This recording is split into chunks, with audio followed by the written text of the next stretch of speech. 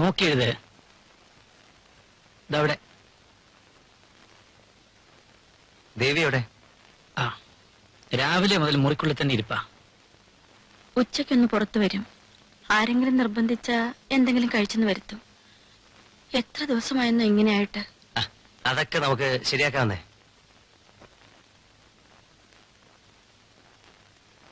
എത്ര മാസങ്ങളായി ഈ വീടൊന്ന് ചിരിച്ചു കണ്ടിട്ട്. ഒരുമാതിരി ശ്മശാനം പോലെ. ഇവിടെ വേണം സാറേ, ചേച്ചി, നമുക്ക് എല്ലാവർക്കും കൂടെ ഒരു ഡിന്നറിന് പുറത്തേക്ക് പോവാം. Then we will go for a cinema. What do you say? I am ready. മോനോ? ഞാനുണ്ട്. എന്നാ മോൻ പോയി ദേവി എന്റെ വിളിച്ചോണ്ടേ.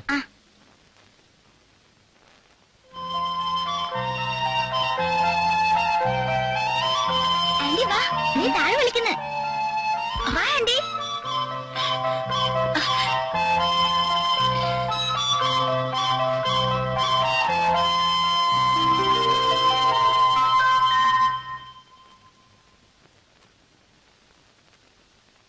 എത്ര നാളായി ഈ മുറിക്കകത്ത് കയറി ഇരിക്കാൻ തുടങ്ങിയിട്ട്. ഇടയ്ക്ക് വല്ലപ്പോഴും അല്പം ശുദ്ധമായി ശ്വസിക്കണ്ടേ? ദേവി വേഗം റെഡിയാവും. നമ്മളൊരു ഡിന്നറിന് പോവാണ് പുറത്തേക്ക്. കൂട്ടത്തെ ഒരു സിനിമയും. സമയം തന്നെ. ദേവി വേഗം ചെല്ലേ. ഞാനില്ല. അങ്ങനെ പറഞ്ഞാൽ എങ്ങനെയാ? ദേവിക്കൊരു ചേഞ്ച് ആകട്ടെ എന്ന് കരുതിയാ ഞങ്ങൾ ഇത് പറയുന്നത്. കമോൺ ദേവി. എന്നെ നിർബന്ധിക്കരുത്. ഞാനില്ല. സാരമില്ല പീറ്റർ, നമുക്ക് ഈ പ്രോഗ്രാം ഡ്രോപ്പ് ചെയ്യാം. ഞാൻ വരട്ടെ ചേച്ചി. സിനിമയ്ക്ക് ഞാൻ വരാം അങ്കിൾ. അതെ. കേട്ടപ്പോ വിഷമം തോന്നി. ആ പെൺകുട്ടിക്ക് ഇത്ര ചെറുപ്പത്തിലെ ഇങ്ങനെ ദുർവിധി വരേണ്ടായിരുന്നു. മോനെ, ആ കുട്ടിയെ നീ ഇപ്പോഴും ഇഷ്ടപ്പെടുന്നുവെങ്കിൽ എനിക്ക് എതിർപ്പൊന്നുമില്ല. അച്ഛൻ എന്നോട് എല്ലാം പറഞ്ഞു.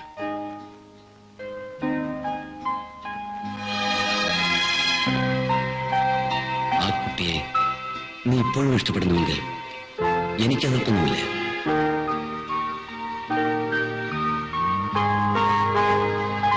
No, she is far better. പഴയതുപോലെ മുറിയിൽ തന്നെ അടച്ചിരിപ്പൊന്നുമില്ല. That's a good news. മേനോ സാറിനോട് ഒരു കാര്യം പറയാനുണ്ട്. എന്താ? കമോൺ. അത് പിന്നെ, എക്സ്ക്യൂസ് മീ. ഹലോ ഹലോ, എപ്പോ? ഞാൻ ഇപ്പൊ തന്നെ വരാം. എന്തു പറ്റി? ഫാക്ടറിയിൽ അത്യാവശ്യമായിട്ട് പോകേണ്ട ഒരു കാര്യമുണ്ട്. കുഴപ്പമൊന്നുമില്ലല്ലോ. ഏയ് ഒന്നുമില്ല, ഒരു ചെറിയ ലേബർ പ്രോബ്ലം. ഞാൻ ഡ്രസ് മാറട്ടെ. സോറി, എന്തോ പറയാനുണ്ടെന്ന് പറഞ്ഞല്ലോ. ധൃതിയൊന്നുമില്ല. മേനോ സാർ പോയിട്ട് വരും. ആ,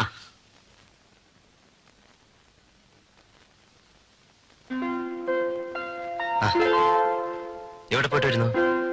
ലൈബ്രറി വരെ പോയിരുന്നു.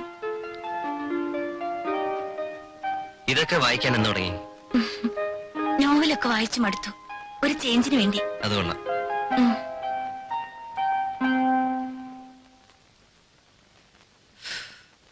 എത്ര നാളെന്ന് വെച്ച് അവളോട് കഴിയുക? അവളൊന്നും പറഞ്ഞില്ല എന്ന് വിചാരിച്ച് നമ്മൾ ആലോചിക്കായിരുന്നാലോ? ചേട്ടൻ പറയുന്നത് ശരിയാണ്. എങ്കിലും ദേവി അതിന് സമ്മതിക്കുമോ? എന്ന് വെച്ച് നമ്മളൊന്നും ആലോചിക്കാതെയും പറയാതെ ഇരുന്നാൽ? എന്നാൽ എങ്ങനെ ഒരു രണ്ടാം വിവാഹക്കാരന്? അത് ഓർക്കുമ്പോഴാണ്. ഞാൻ അതും ആലോചിക്കാതിരുന്നില്ല. നിങ്ങൾ അവർക്ക് വാക്കുവല്ലതും കൊടുത്തോ? ഏയ്, എനിക്കെന്താ ഭ്രാന്താണോ? ഞാനൊന്നും പറഞ്ഞിട്ടില്ല. ഒരാളൊരു ആലോചനയുമായിട്ട് വരുമ്പോ മുഖത്ത് നോക്കി അങ്ങനെ പറ്റത്തില്ല എന്ന് പറയുക, അതുകൊണ്ട് ആലോചിക്കാന്ന് പറഞ്ഞു.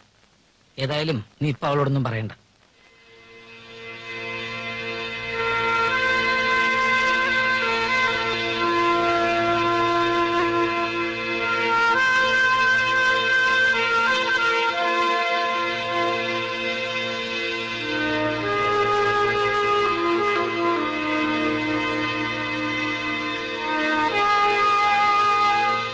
ഇത് വെറും ഒരു മാനസിക പ്രശ്നമായിരുന്നെങ്കിൽ ഞാനൊരു സൈക്കാട്രിസ്റ്റിനെ കാണേണ്ട ആവശ്യമേ ഉണ്ടായിരുന്നുള്ളൂ.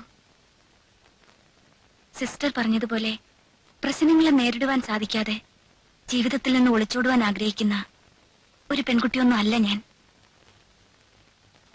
ഒരു പക്ഷേ എന്റെ മനസ്സിൽ എന്താണുള്ളതെന്ന് സിസ്റ്ററിനെ പറഞ്ഞു ബോധ്യപ്പെടുത്തുവാൻ സാധിക്കാത്തതുകൊണ്ടായിരിക്കാം സിസ്റ്റർ അങ്ങനെ പറഞ്ഞത്. അതോ ഞാനൊരു അന്യ സമുദായത്തിൽപ്പെട്ട സ്ത്രീ ആയതുകൊണ്ടാണോ? No, never. ജാതിയും മതമൊന്നും ഇവിടെ ഒരു പ്രശ്നമേ അല്ല. അങ്ങനെയുള്ള യാതൊന്നും ഞങ്ങളുടെ പരസ്യത്തിൽ ദേവി വായിച്ചിരിക്കാനിടയില്ല.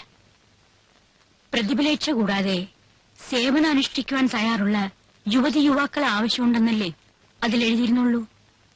വിരലിൽ എണ്ണാവുന്ന വളരെ ചുരുക്കം പേർക്കേ ഈ രംഗത്ത് വരുവാൻ സാധിക്കുള്ളൂ. ജീവിതത്തെക്കുറിച്ച് ദൈവിക വീക്ഷണവർക്ക് മാത്രം. ഇതിൽ ചേരുവാൻ ആഗ്രഹമുള്ളവർക്ക് അവരുടെ ലക്ഷ്യത്തെക്കുറിച്ച് പൂർണ്ണമായ ബോധ്യം ഉണ്ടായിരിക്കണം. അതുകൊണ്ട് പറഞ്ഞത് മാത്രം.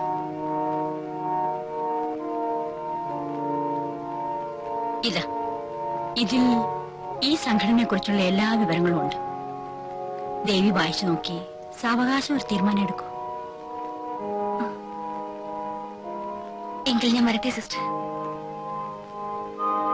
ദേവി, ഞാൻ ഒരു പ്രാവശ്യം കൂടി ഓർമ്മിപ്പിച്ചോളട്ടെ. ദേവിയുടെ തീരുമാനം ഒരു വൈകാരിക പ്രക്ഷോഭത്തിന്റെ എടുത്തുചാട്ടം ആവരുത്.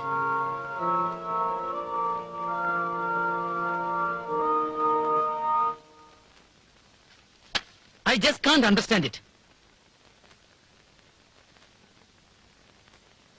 ദേവി, നിന്റെ ഉദ്ദേശം എന്താണ്? നീ ഇപ്പൊ ഇങ്ങനൊരു തീരുമാനം എടുക്കാൻ തക്കൊണ്ട് ഇവിടെ എന്താ ഉണ്ടായത്? നിനക്ക് വേറൊരു വിവാഹം വേണ്ടെങ്കിൽ വേണ്ട. നിന്നെ ആരും നിർബന്ധിക്കുന്നില്ല. ഞാൻ മറ്റുള്ളവർക്കൊരു ഭാരമാകരുതെന്ന് എനിക്ക് നിർബന്ധമുണ്ട്. പിന്നെ ഇതുകൊണ്ട് എന്റെ മനസ്സിന് സമാധാന സന്തോഷമാണ് ലഭിക്കുന്നതെങ്കിൽ ചേട്ടൻ എതിർക്കുന്നതിന് നീ ഞങ്ങൾക്ക് ഭാരമാകുമെന്നോ? ഞങ്ങൾ സ്വപ്നത്തെ കൂടി ചിന്തിക്കാത്ത കാര്യമാണല്ലോ നീ പറയുന്നത്. ഞാനൊരു കാര്യം പറഞ്ഞേക്കാം. സേവനവും സംഘടനയും ഒക്കെ കൊള്ളാം.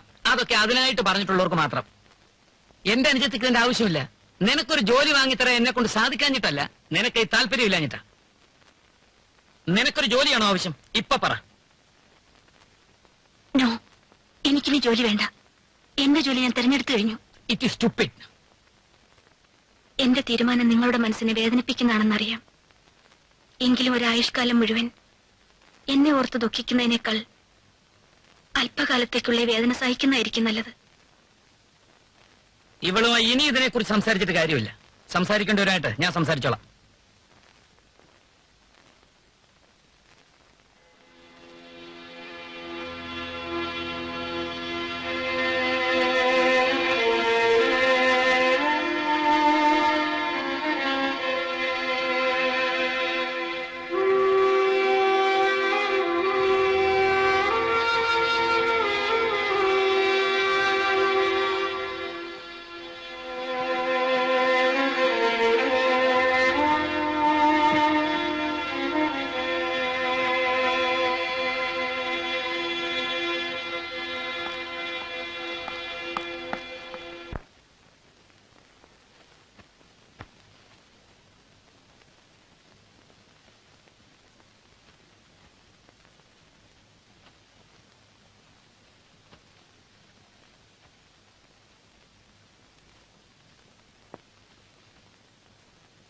ഞാൻ കേട്ടത് ശരിയാണോ? എപ്പോഴാ യാത്ര? നാളെ. പോകരുതെന്ന് പറയാൻ ദേവിയുടെ ചേട്ടനോളം സ്വാതന്ത്ര്യം എനിക്കില്ല. എങ്കിലും എനിക്കത് പറയാതിരിക്കാൻ സാധിക്കുന്നില്ല. പീറ്ററെങ്കിലും എന്നെ മനസ്സിലാക്കുമെന്ന് ഞാൻ കരുതി. ചേട്ടൻ നിർബന്ധിച്ചതുകൊണ്ടാണോ എന്നോട് ഇങ്ങനെയൊക്കെ പറയുന്നത്? ഒരു ലക്ഷ്യവുമില്ലാതെ എങ്ങോട്ടെങ്കിലും പോവുകയാണോ ഞാൻ? നിന്റെ ലക്ഷ്യത്തെക്കുറിച്ചോ നിന്റെ മാർഗത്തെക്കുറിച്ചോ എനിക്ക് തർക്കമൊന്നുമില്ല. നിന്റെ ജീവിതത്തിൽ അവിചാരിതമായി ഉണ്ടായ സംഭവം നിന്നിൽ ഉണ്ടാക്കിയ ആഘാതം എന്താണെന്ന് എനിക്കറിയാം. അതിന് ഇത് മാത്രമേ ഒരു പോംവഴിയുള്ളൂ. നിനക്ക് മറ്റൊരു ജീവിതത്തെക്കുറിച്ച് ചിന്തിച്ചൂടെ? മറ്റൊരു പുരുഷനെ വിവാഹം ചെയ്ത് പുതിയൊരു ജീവിതം ഞാൻ ആഗ്രഹിക്കുന്നില്ല. എന്റെ ജീവിതത്തിലെ ഒരു അധ്യായം അവസാനിച്ചു കഴിഞ്ഞു. ഒരു ഭാര്യ, അമ്മ എന്നുള്ള സങ്കല്പങ്ങളെല്ലാം തന്നെ എന്നെ സംബന്ധിച്ച് അവസാനിച്ചു. മറ്റുള്ളവർക്ക് ആർക്കും തന്നെ ഒരു ഭാരമാവാതെ ഞാൻ എന്നിലേക്ക് സ്വയം ഒതുങ്ങിക്കഴിയാൻ ആഗ്രഹിച്ചു. അതിനുവേണ്ടി ഒരു മാർഗം തിരഞ്ഞെടുത്തു. അത്രേ ഉള്ളൂ. നിന്റെ ഉദ്ദേശശുദ്ധിയെക്കുറിച്ച് ആരിവിടെ എന്തു പറഞ്ഞു? എങ്കിൽ പിന്നെ എല്ലാവരും എന്നെ എതിർക്കുന്നതിന്? നീ എന്തു പറഞ്ഞാലും ശരി, നിനക്കിതിന്റെ ആവശ്യമില്ല. നിന്നെ സ്നേഹിക്കുവാനും സംരക്ഷിക്കുവാനും ഇവിടെ ആൾക്കാരുണ്ട്.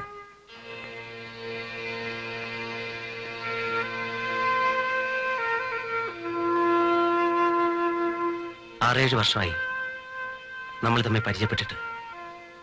ഇത്രയും കാലം കൊണ്ട് ദേവിയുടെ മനസ്സിൽ എന്നെക്കുറിച്ചുണ്ടായിട്ടുള്ള വികാരത്തിന്റെ അർത്ഥം എന്താണെന്ന് എനിക്കറിയില്ല. പക്ഷെ എനിക്കൊരു കാര്യം വ്യക്തമായിട്ടറിയാം. ഞാനിപ്പോഴും ദേവിയെ സ്നേഹിക്കുന്നു.